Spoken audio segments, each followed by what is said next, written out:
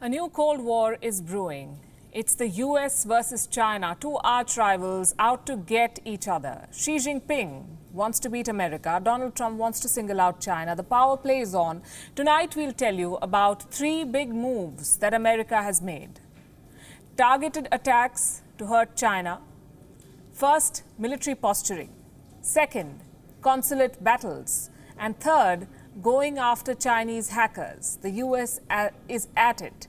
Let's start with America's military response to China's aggression. The United States is equipping and positioning its forces across Asia. You can call this the military component of Donald Trump's China strategy. US Secretary of Defense Mark Esper has outlined the plan. The US is sending Navy ships to Asia. It is selling arms to Taiwan. America is basically creating and arming an alliance on the high seas. Remember, China has been very active here. Chinese ships have been active in the South China Sea and around Taiwan. Now, Esper said that these activities by China are destabilizing the entire region, and America wishes to counter it.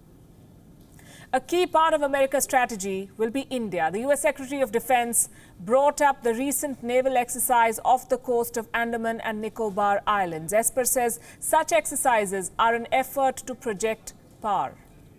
I think the recent exercise ongoing between the Indian Navy and the USS Nimitz just shows the growing cooperation between our countries and our ability, the United States' ability to project power into the region and to sustain it, by the way, with our allies and partners.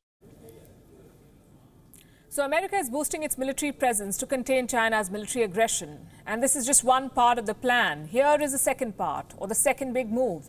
America has ordered China to shut down its consulate in Houston within 72 hours. Why?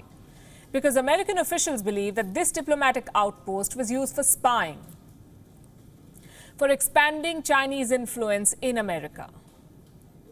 So this order is a diplomatic retaliation. Washington has not shared the specifics, but it has constantly accused China of attempts to steal commercial and military secrets, a charge that China continues to deny. You know what they say? There's no smoke without fire. It literally applies to China. China says it does not snoop. Very well. Then how will Beijing explain these pictures? On your screen right now is the Chinese consulate in Houston. You can see smoke billowing out of the building. Was this property on fire? It wasn't. So where is the smoke coming from? Papers were being burnt here. Chinese diplomats were seen dumping paper into flaming barrels. This was hours after the Trump administration asked China to close the consulate. What is it that they were trying to destroy? If China is not snooping, then why were Chinese diplomats burning documents? We don't know. And it's impossible to know for sure, in fact. Unless, of course, the Chinese choose to share, but we are reasonable in our expectations. As for the consulate, China has sovereignty over it. According to international rules, no one can enter or leave without China's permission. Technically, not even the Americans. But they can make statements, and they're making some very serious ones, accusing China of spying. US investigators say it is not just Chinese missions that snoop.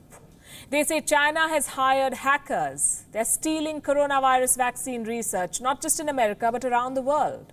Which brings us to the third American move against China. The US has charged two former electrical engineering students. They're private hackers. They worked for money. They also received support from the Chinese intelligence agents. Two firms were allegedly targeted, a biotech firm, this is in Massachusetts, that was researching possible cures for the Wuhan virus, and a Maryland company that was conducting research on the virus. The disclosures do not end there. This document and this indictment has exposed a bigger spying operation, one that the world should worry about.